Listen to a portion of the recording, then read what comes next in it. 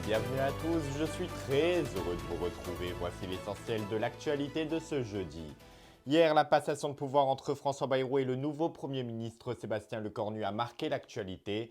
Une passation particulière en plein mouvement de contestation sociale dont nous y reviendrons sur les détails dans quelques instants. Sébastien Lecornu devra trouver un budget et surtout de le faire voter. Ça ne va pas être simple tout en évitant une censure de l'Assemblée, ce qui représente le plus grand défi pour le Premier ministre. Mais d'abord, regardons la passation de pouvoir entre François Bayrou et Sébastien Lecornu. J'ai accueilli Sébastien Lecornu dans ses fonctions de Premier ministre. Je lui ai souhaité la bienvenue. Et à ce moment, il y a 3 mots qui me viennent.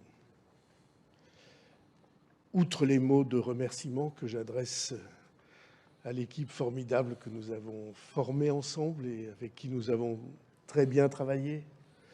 Et comme vous savez, plusieurs projets déterminants sont prêts, que vous aurez à revoir. Le premier mot, je vous l'ai dit, c'est aider, le verbe aider. Je ferai, et je suis sûr, toute l'équipe qui m'entoure fera avec moi tout ce que nous pouvons pour aider le gouvernement. D'abord parce qu'on a une petite expérience des choses qui sont moins faciles qu'on ne croit. La deuxième des choses, c'est de dire aux Françaises et aux Français qu'on va y arriver. Parce qu'au fond, vous venez de le dire, il n'y a pas de chemin impossible. Il faut qu'on arrive à mettre fin, au fond, à ce double décalage.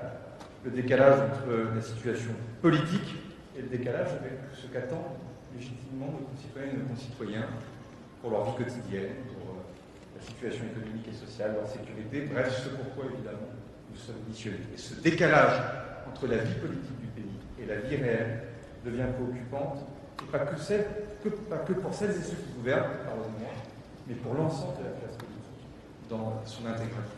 Il va falloir aussi changer, être sûrement plus créatif, parfois plus technique, plus sérieux dans la manière de travailler avec nos oppositions. On aura l'occasion d'y revenir, on va en parler très longuement tous les deux.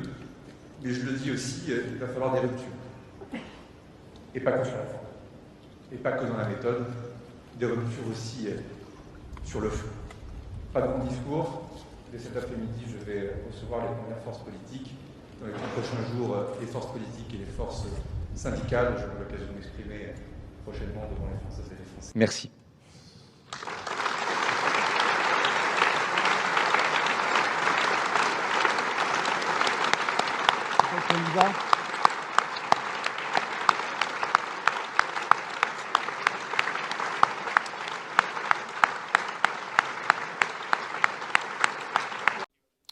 Et au même moment, dans le reste du pays, a eu lieu la première journée de mobilisation du mouvement Bloquons Tout avec des tensions qui ont éclaté un peu partout. Au total, 540 manifestants ont été interpellés, dont 211 rien qu'à Paris.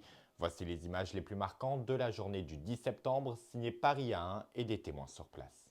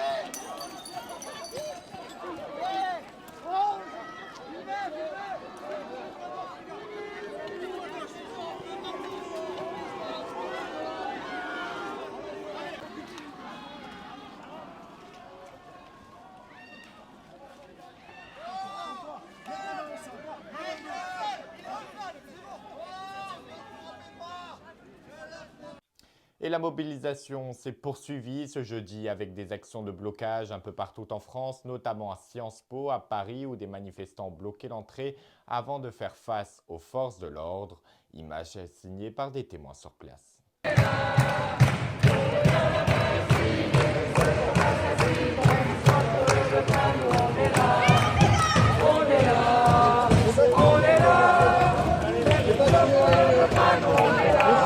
Évacuez les lieux, s'il vous plaît. Évacuez les lieux.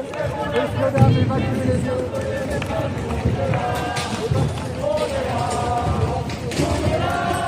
Allez, tous. Allez, c'est quoi ça peut sur la droite. La mélange sur la droite.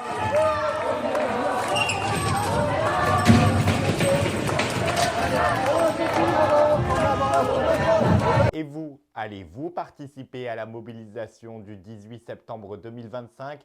C'est la question du 20h et vous nous avez répondu à 59% que oui. Vous serez donc de la partie pour cette seconde journée de mobilisation contre 41% qui, eux, ne seront pas présents. Dans le reste de l'actualité de ce jeudi, Santé publique France a dévoilé les premiers chiffres concernant les victimes de la dernière canicule du mois d'août. Ce sont 280 personnes qui ont perdu la vie cet été en raison des fortes chaleurs. Lors de la première vague de canicule au début de l'été, le bilan faisait état de 480 décès. Allez, le 20h se met en musique ce soir. Souvenez-vous, au début de l'été 2020, le rappeur marseillais que l'on ne présente plus, Jul, a sorti un tube comme à son habitude. La chanson s'appelle « Ça sent bon ». Quitté pour fêter les 10 000 abonnés sur tous nos réseaux sociaux, les Acédiens ont donc décidé de se faire une petite beauté en ce jeudi. Désormais, vous retrouvez une actualité avec un design plus beau et plus fluide. Yin, c'est le média qui est à votre écoute chaque jour.